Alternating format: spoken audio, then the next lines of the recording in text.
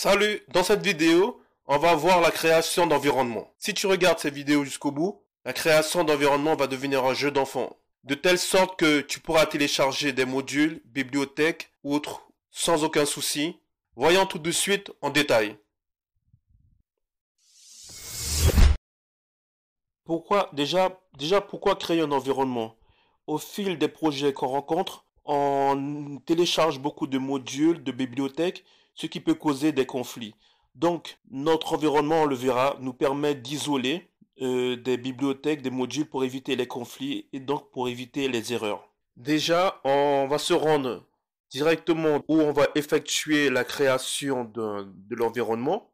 Donc, User, OneDrive, Bureau, Tuto, on y est. On a le script juste ici. Et c'est à partir d'ici qu'on va effectuer la création de l'environnement. Donc, on va taper la commande python -m vanf.vanf anti-slash et on va donner un nom à notre environnement. On va mettre monvanf.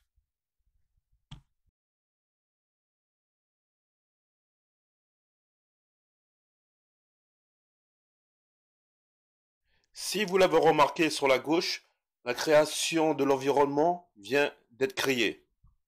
Bon, on va le vérifier quand même. Donc, on va prendre le même path que tout à l'heure. Donc, user, OneDrive, bureau. Après, on enchaîne avec tuto. Et l'environnement se trouve ici, là. On le voit. Il a été créé. .vanf. On va devoir se rendre dans script pour pouvoir procéder à l'activation de notre environnement. Sans cela, notre environnement ne sera pas activé. Et on va enchaîner avec une autre commande. Donc, on va se rendre dans ce dossier avec justement le terminal. Voilà, .vanf.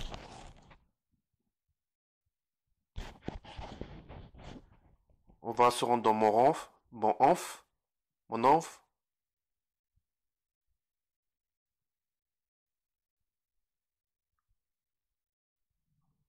ls pour regarder. On va se rendre dans script. Bon, on va devoir supprimer le slash et le point. Je sais pas pourquoi il se met automatiquement. Voilà, on est dedans. Et à partir d'ici, on va devoir activer l'environnement. On a un message d'erreur. C'est seulement des points de sécurité de PowerShell qu'il faut enlever. Je vous laisse aller dans une autre vidéo. Le lien va s'afficher là tout de suite. Ce n'est pas le sujet de cette vidéo. Le sujet de notre vidéo, c'est de régler notre problème de module not found panda. Je vous laisse aller regarder l'autre vidéo si vous tombez sur cette erreur. Voilà, j'ai enlevé les verrous dans PowerShell. On va pouvoir activer l'environnement.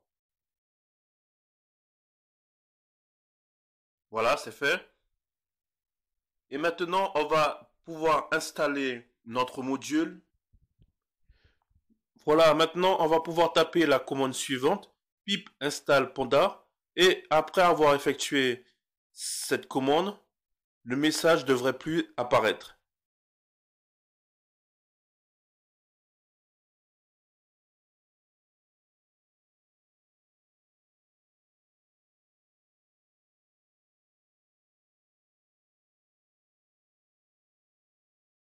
Voilà, on n'a plus de message d'erreur, comme on peut le voir. Bon, le problème dans tout ça, c'est que à chaque fois qu'on va réouvrir Virtual Studio, on va devoir retourner dans le fichier source. Pour éviter de saisir à chaque fois le chemin vers Python, on va télécharger l'extension Python Auto-Vanf. On va dans la section extension, on va taper Python Auto-Vanf.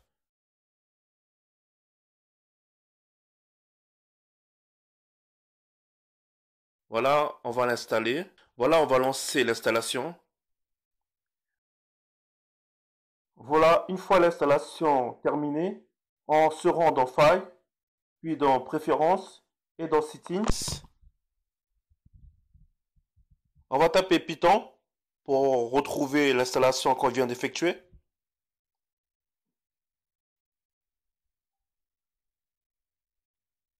Et dans Python Auto-Vanf, on va taper la commande suivante. crochet, workspace, folder.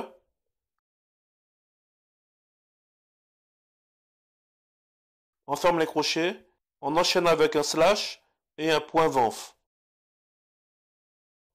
On va fermer, on va fermer Virtual Studio et en revenant en réouvrant Virtual Studio, il va nous rechercher l'environnement qu'on vient de créer pour éviter de repasser par toutes les étapes. Voilà, j'espère que cette vidéo vous a aidé. Je vous dis à plus tard. Ciao!